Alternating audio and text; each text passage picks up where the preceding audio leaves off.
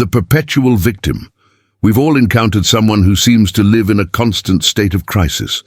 Their life is a revolving door of drama, bad bosses, toxic relationships, financial woes, and endless bad luck. At first, you feel compelled to step in. You think they just need a little help to get back on track, but no matter how much you do, it's never enough. Take Sarah, for example. At first, she'd call me in tears about her horrible boss, and I would listen for hours, offering advice and sending her job listings. But over time, I noticed a pattern. Sarah wasn't taking any steps to improve her situation. She refused to apply for new jobs and kept going back to toxic relationships. The harsh truth is that some people are addicted to the identity of being a victim, and they don't want help. They want attention. Helping a perpetual victim can be emotionally and mentally draining. It's important to step back and set boundaries, even if it's difficult. By enabling someone who refuses to take responsibility, you are only preventing their growth. The serial borrower.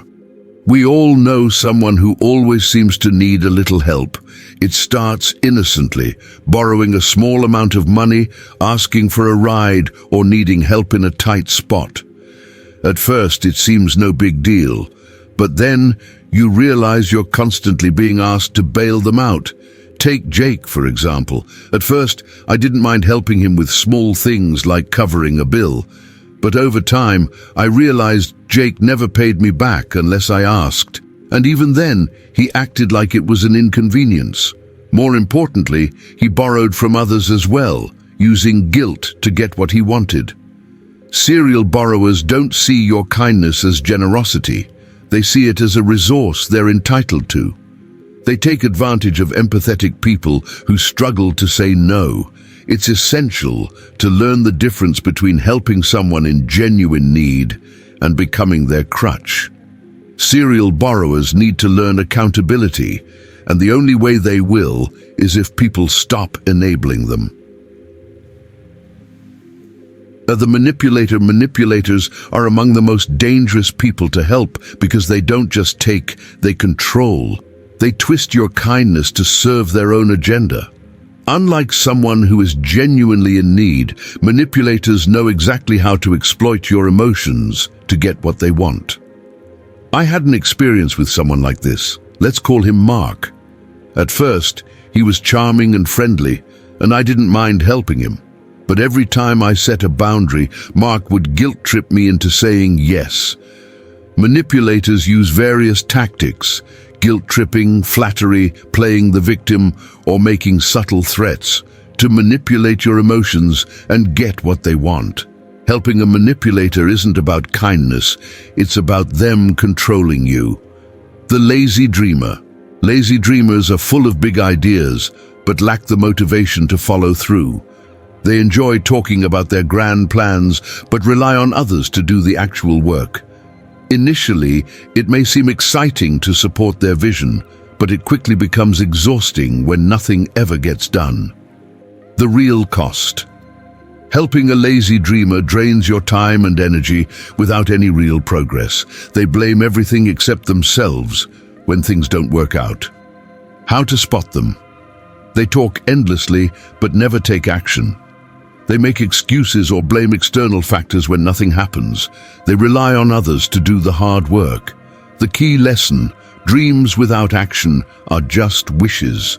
Supporting a lazy dreamer means enabling their lack of effort, which ultimately harms your own goals. 5. The gossip monger. Gossip mongers thrive on drama and use gossip to manipulate situations. They share rumors and half-truths to stir conflict and often drag others into their toxic cycle.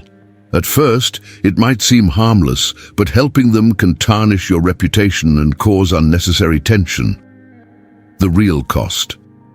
Even participating in gossip can damage your integrity and make you complicit in their behavior. Gossip mongers don't care about loyalty, they care about attention and stirring up drama. How to spot them? They are always sharing scandalous stories about others. They can't keep confidences and often twist conversations. They enjoy creating drama rather than resolving conflicts. The key lesson: engaging with gossip mongers can ruin your relationships and reputation. Protect your peace by refusing to participate. The competitive friend. The competitive friend turns everything into a rivalry. Instead of celebrating your achievements, they downplay them or shift the focus to their own accomplishments. Over time, this dynamic drains your energy and can diminish your self-confidence. The real cost. A competitive friend makes every interaction feel like a contest, leaving you feeling undervalued and emotionally exhausted. They thrive on one-upping you rather than supporting you. How to spot them?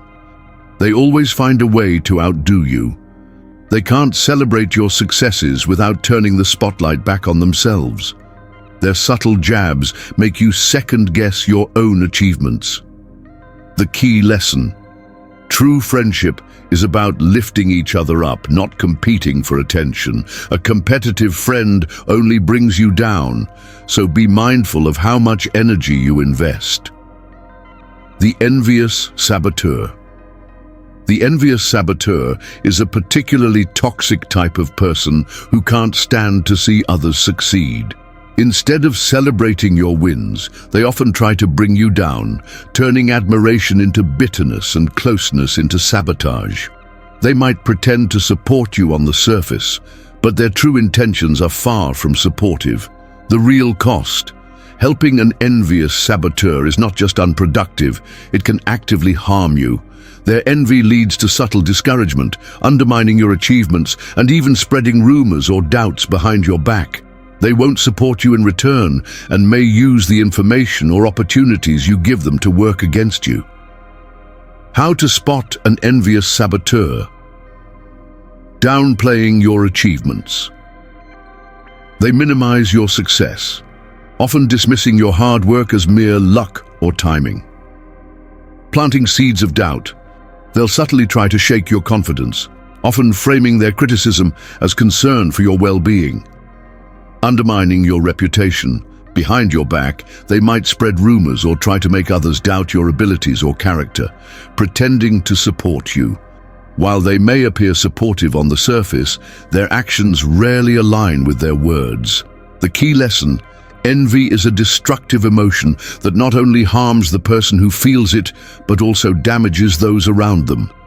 When you help someone driven by envy, you're enabling their toxic behavior, and this ultimately holds you back. You cannot fix someone's insecurities, especially when they are actively trying to harm you. How to handle an envious saboteur? Recognize the signs. Pay attention to how they react when you share your success. Are they truly happy for you, or do they try to downplay your achievements or criticize you? Limit vulnerability. Be cautious about sharing your goals or successes with someone who has shown patterns of envy or sabotage. Set boundaries. If their behavior crosses a line, address it directly or create distance. Protect yourself by not allowing them to drain your energy. Focus on your journey. Don't seek validation from someone who wants to see you fail. Stay focused on your own goals and values, and invest your time and energy in people who genuinely support you.